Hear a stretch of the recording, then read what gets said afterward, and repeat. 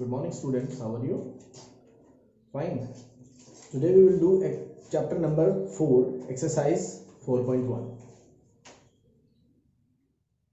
The simple equations. What's the name of the chapter? Simple equation. In this chapter, what is this equation? What is equation? The equation is the condition of variable.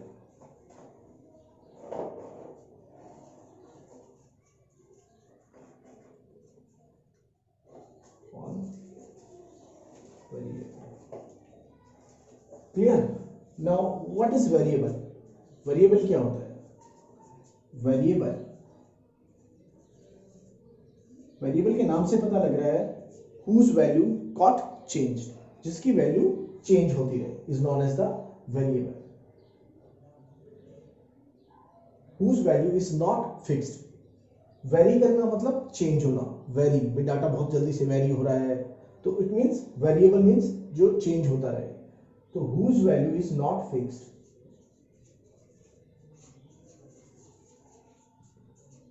Not fixed. Now, how can we represent the variable? The variable can be represented by,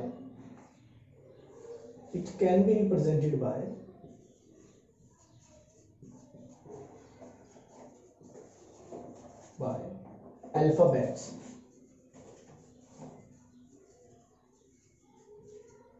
Represented by alphabets. Just like, for example, easy. X, Y, Z, A, B, C, etc. etc. Clear? हम किसी भी variable को इन alphabet से represent कर सकते हैं. Now this is variable. Now one more thing is the constant. What is this constant? जिसकी value change ना हो. It is a fixed value. It is a fixed value. कोई भी न्यूमेरिकल वैल्यू हो सकती है, कोई भी न्यूमेरिकल वैल्यू एक कांस्टेंट हो सकता है. जैसे x is equal to 25. So x तो यहाँ पे वेरिएबल है बट 25 क्या है यहाँ पर? Constant. Clear? Now what is this equation? Equation जो होंगी इज ऑलवेज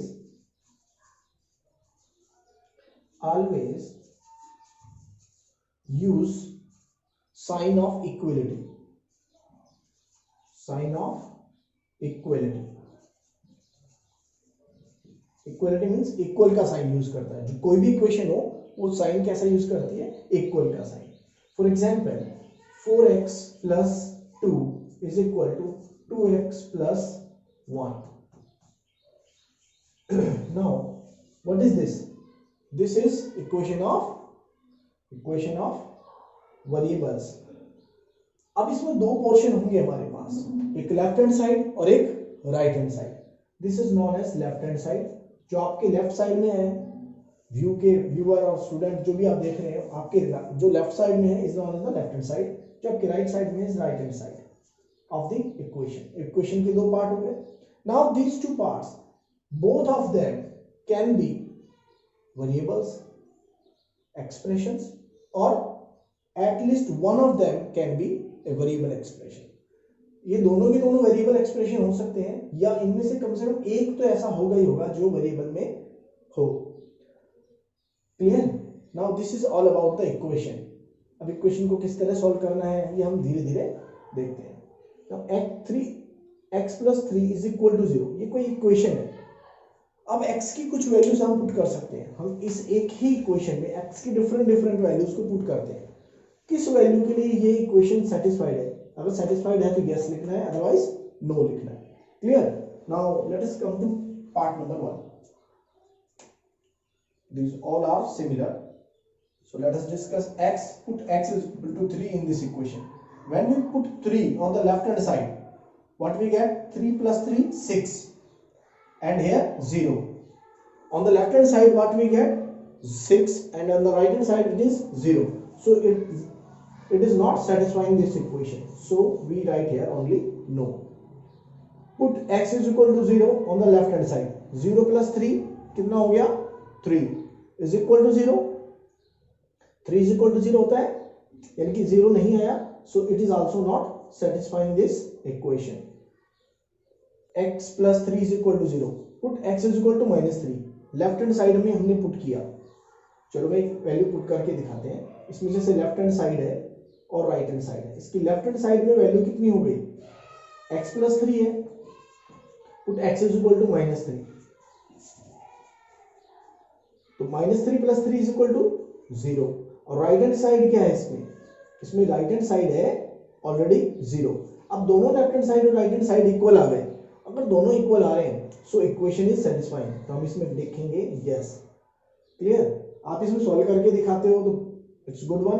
बिना सॉल्व करे भी लिखते हो यस और नो, तो आपको ये जज करना होगा. Clear. Now come to the next part. Equation is x minus 7 is equal to 1. x is equal to 7 क्या इसे सेटिस्फाई करता है? चलो let put x is equal to 7 in this equation. 7 minus 7 is equal to 0. अब left hand side में तो हमारे पास आ गया 0 और राइट हैंड साइड में क्या है 1. तो क्या इसे सेटिस्फाई कर रहे हैं? यस और no? No. Come to the next. x is equal to 8. Put x is equal to 8 again in this equation. ये दोनों भी सेम इक्वेशन है. 8 minus 7 is equal to 1. So left hand side में 1, right hand side में कितना है 1. So both are equal, so equation is satisfied. Yes. Similarly ये तीनों इक्वेशन एक जैसे हैं. We have to put 3 different values 0, 5 and -5. Put x is equal to 0. पहले 0 पुट करते हैं.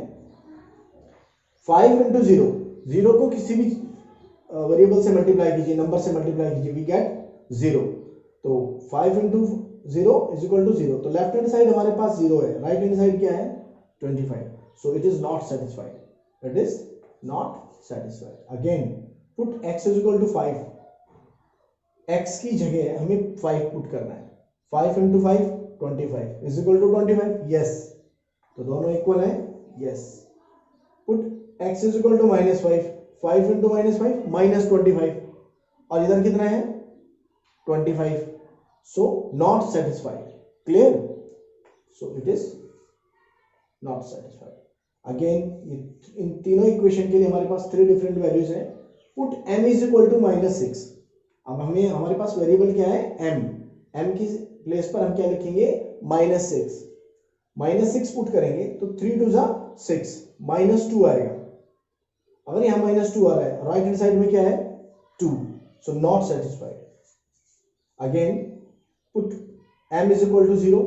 0 को किसी भी नंबर से डिवाइड करें, it is equal always equal to 0. और दूसरी साइड में हमारे पास राइट हैंड साइड में है 2. तो 0 is not equal to 2. So again no. Put m is equal to 6. m की जगह 6 पुट कीजिए. 6 अपॉन 3. 6 अपॉन 3 कितना होता है 2. सो 2 इज इक्वल टू 2. यस. सो हमें क्या लिखना पड़ेगा यहाँ पर यस. आप चाहो तो इस तरह इन सभी इक्वेशन को सॉल्व करके दिखाएंगे. Now question number second. In this question number second, we have to check whether the given values in the bracket, जो ब्रैकेट में given values है वो इस इक्वेशन का सॉल्यूशन है या नहीं है, इसको सेटिस्फाई करती है या नहीं. Clear. First equation is n plus 5 is equal to 19. So put n is equal to 1. इस इक्वेशन में हम n is equal to 1 put करते हैं. तो लेफ्ट हैंड साइड क्या होगी हमारे पास 1 plus 5. 1 plus 5. What is this value 6. और राइट हैंड साइड में हमारे पास वैल्यू क्या है, राइट हैंड साइड में वैल्यू क्या हमारे पास 19. So left hand side is not equal to right hand side. बराबर नहीं है ना. So n is equal to 1 does not satisfy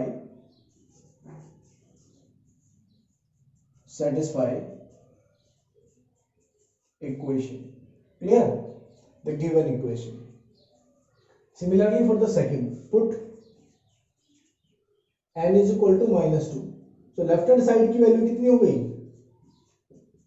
left hand side will be equal to 7 into -2 plus 5. 7 to 14, minus है तो -14. सो -14 + 5 कितना वैल्यू आ गया, -9, not equal to RHS, right hand side ये इक्वल नहीं है, so not satisfied. So n is equal to 7 is not the solution, is not a solution of given equation. Clear? For the part number C, put n is equal to 2 in the left hand side में हम put करते हैं n is equal to 2. जिस side में variable है उसी side put करेंगे. Variable हमारा लेफ्ट हैंड साइड, तो लेफ्ट हैंड साइड पुट करेंगे. So put n is equal to 2, 7 into 2 plus 5, 7 to 14 plus 5 19, कितना आ गया 19. So which is equal to RHS. So हम क्या कहेंगे, so n is equal to 2 is the solution of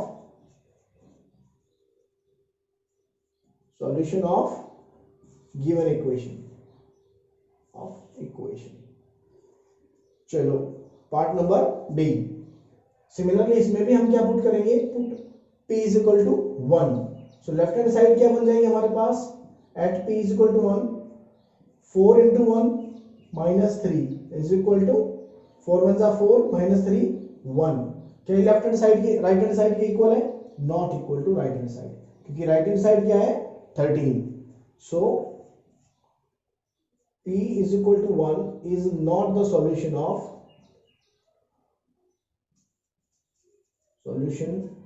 given equation.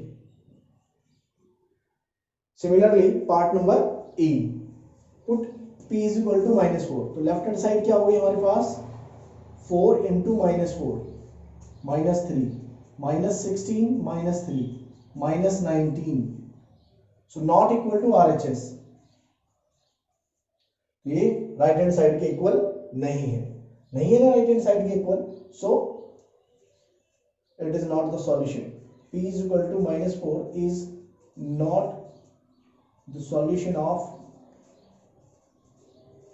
given equation. Clear? Now similarly for the next part F, put p is equal to 0. Left hand side क्या हो गया हमारे पास, 4 into 0 minus 3 it is equal to 0 minus 3 minus 3, not equal to RHS. Right hand side equal नहीं है. सो p is equal to 0 is not the solution of given equation.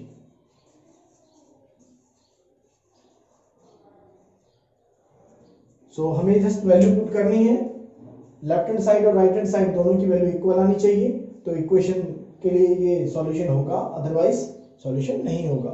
Now come to the next question number third.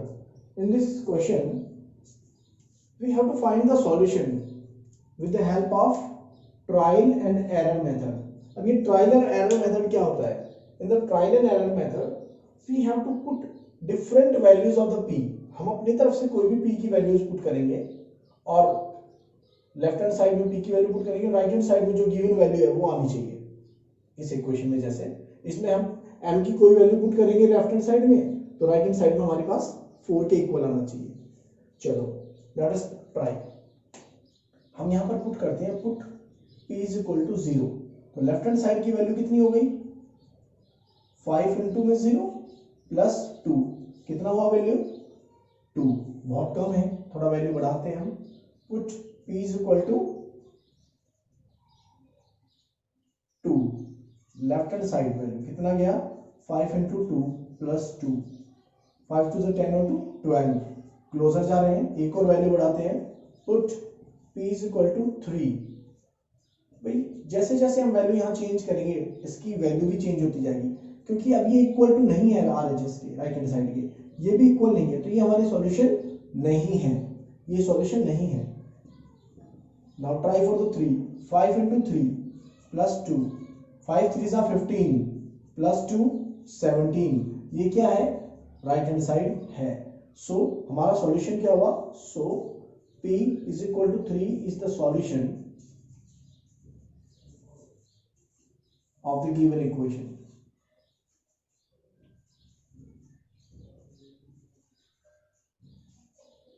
Clear? Now let us solve the next part. Still हमारे पास यहाँ पर जरूरी नहीं है यहाँ पे हमेशा पॉजिटिव वैल्यू पुट करें, नेगेटिव वैल्यू भी हम ट्राई कर सकते हैं। Let us check here, put m is equal to -1, तो लेफ्ट हैंड साइड क्या हो गया हमारे पास value, 3 into -1 -14, so -3 -14 total value कितना बन गया ये, -17। क्लियर? -17। क्लियर है? नाउ अब ये क्या राइट हैंड साइड के इक्वल है, no it is not equal to right hand side. हमारा 4 आना चाहिए, इससे ज्यादा वैल्यू आई तो कुछ अलग वैल्यूज पुट करते हैं। Put m is equal to +1, left hand side की वैल्यू कितना हो गया, 3 इंटू 1 -14, अब 14 -3 11, माइनस का बड़ा है तो -11। क्लियर? तो सिमिलरली हमें और भी लार्जर वैल्यू लेनी पड़ेगी। Put m is equal to 4, left hand side की वैल्यू कितना हो गया, 3 इंटू 4 -14। हम डिफरेंट वैल्यूज पुट कर सकते हैं, कंटिन्यूस भी वैल्यू पुट कर सकते हो, आप क्लोजर वैल्यू भी पुट कर सकते हो कि आपके हिसाब से इसके क्लोजर वैल्यू क्या जा रही है, डायरेक्ट भी पुट कर सकते हो। This is an hit and trial method, you can take any value, 3 4 are 12 -14 -2, so this is r not equal to RHS, ये भी RHS के इक्वल नहीं है, ये भी राइट हैंड साइड के इक्वल नहीं है। Next put m is equal to 5, left hand side की वैल्यू कितना हो गया, 3 इंटू 5 -14, 15 -14 1, अभी प्लस का 1 आया, यहां से हमारे इससे भी बड़ी वैल्यू आएगी। Put m is equal to 6, left hand side की वैल्यू कितनी हो गई, 3 into 6 -14, 3 6 18 -14, it is equal to 4। ये क्या राइट हैंड साइड के इक्वल है, yes, so this is not equal to right hand side, इसमें लिख देते हैं। Now so m is equal to 6 is the solution of given equation. Clear? So this is all about question number 3rd. This is known as the hit and trial method. इस method में हम different values put करेंगे given variable की in the left hand side और right hand side की value find करेंगे। Clear? Question number 4. In this question, write the equation for the following statements. Our first statement is the sum of number and 4 is 9। कोई number हमारे पास 4 है, कोई number हमारे पास x है और उसमें हमें 4 को ऐड करना है और रिजल्ट क्या आ जाए 9, तो इक्वेशन कैसे बनेगी, ऐसे। क्लियर? अनदर, तो 2 subtracted from y is 8, when 2 is subtracted from y तो y -2, अगर हम 2 को सब्ट्रैक्ट करें y से तो y -2 इज इक्वल टू 8, तो is equal to 8। Clear? 10 times a को 10 से मल्टीप्लाई कर दीजिए, 10 टाइम्स a तो 10a, तो रिजल्ट क्या बन गया 10a इज इक्वल टू 70। तो 10a डायरेक्ट ये भी लिख सकते हो आप कि 10a is equal to 70। Clear? The number b divided by 5 gives 6। तो हमारे पास नंबर है b, इसको हम किससे डिवाइड करते हैं, डिवाइडेड बाय 5, और क्या रिजल्ट देगा ये 6। तो हमारी इक्वेशन क्या बन गई, b divided by 5 is equal to 6। 3/4 of t, अब हमारे पास कोई नंबर क्या है यहाँ पर t, ये हमारे क्या है वेरिएबल्स हैं ये सारे। क्लियर है ना? डिवाइडेड बाय 3/4, 3/4 का मतलब 3/4, 3 divided by 4 of t, of का मतलब होता है multiply, into t is equal to 15। तो इक्वेशन कैसे बनेगी, 3t/4, 3 into t 3t upon 4 is equal to 50। Clear. So इसमें ये वाली इक्वेशन है, इसमें ऐसे इक्वेशन ये बन गया, इसका इक्वेशन ये है। Clear. Now 7 times m plus 7 get 77। 7 times m plus 7 gets 77। Clear. तो इसको सिंप्लीफाई करेंगे, थोड़ा सा मल्टीप्लाई को हटा देते हैं साइन को, तो 7m plus 7 is equal to 77। Clear. तो इसका इक्वेशन हमारे पास ये बन गई। 1/4 ऑफ द नंबर x, इसमें वेरिएबल क्या है x, इसमें m था। 1/4 of the number x minus 4 gives 4। 1/4 1/4 of the number x, 1/4 x minus 4 is equal to 4. Clear? If you take away 6 from 6 times y, you get 60. Take away 6 means subtraction कर रहे हैं हम, तो क्या होगा 6 time y, तो सबसे पहले 6y minus 6 is equal to 60 is equal to 60. You take away, इसका मतलब होगा subtraction. 6 from 6 time y, 6 time y मतलब 6y minus 6 is equal to 60. You get 60. So if add 3 to 1/3 of the z, 1/3 of z, हमारे पास केवल है z का 1/3। सबसे पहले z by 3, 1/3 of z कितना होगा z by 3। If you add 3, अब इसमें हमें 3 ऐड करना है, add 3 to 1/3 of z, you get 30। तो इसका रिजल्ट कितना आएगा 30। क्लियर। तो हम ऐसे किसी भी इक्वेशन को बना सकते हैं। Clear. Now come to question number 5। Here we have to write the statement for the given equations. For the equation number 1, first question is p plus 4 is equal to 15. हम क्या कहेंगे, हम कहेंगे the sum of the number p, the sum of number p and 4 is 50. आपने जो अभी अभी question किए थे क्वेश्चन नंबर 4 में जो पहली स्टेटमेंट थी, सिमिलरली हमने उसी की तरह इस स्टेटमेंट को बनाया। Clear. In the second term m minus 7 is equal to 3, इसे हम क्या लिखेंगे, when 7 is subtracted, 7 is subtracted from m gives 3. 7 is subtracted from m gives 3. Clear. Now come to the next. 2 times of m is equal to 2 times of m is 7. 2 times of m is 7. Clear. Now come to the next. 1/5 of m is 3. 1/5 of m is 3. Clear. तो हम इसे लिखेंगे 1/5 of m is 3.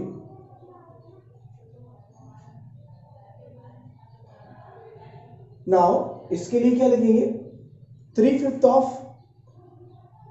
m is 6.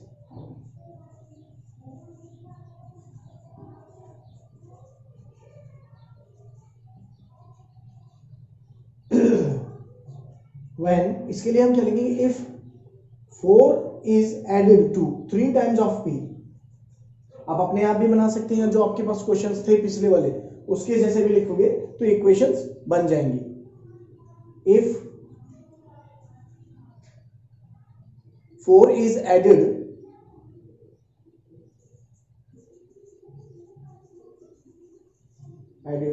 to 3 times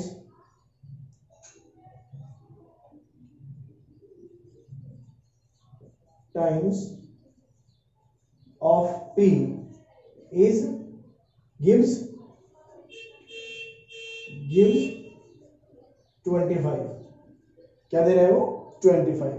Similarly, if 2 is taken away, अभी हमने पिछले question में discuss भी किया था, taken away means subtractive, taken away from 4 times of p gives 18, में क्या मिलता है 18 value. Now if 2 is added to half of p gives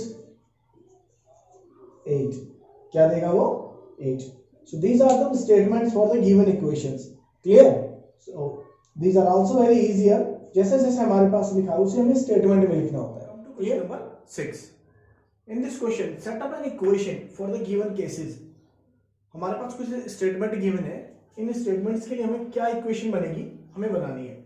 Irfan says that he has 7 marbles more than the 5 times the marble that Parmeet has. Parmeet से, उस परमीत की जितने पास marble है उससे 5 टाइम्स से भी 7 ज्यादा मार्बल्स किसके पास है, इरफान के पास. ठीक है, तो हमने मान लिया, let us assume let Parmeet has m marbles. हमने अज्यूम कर लिया, let us suppose m marbles किसके पास है, परमीत के पास. तो अकॉर्डिंग टू क्वेश्चन इरफान के पास कितने मार्बल हो गए, marbles Irfan has number of marbles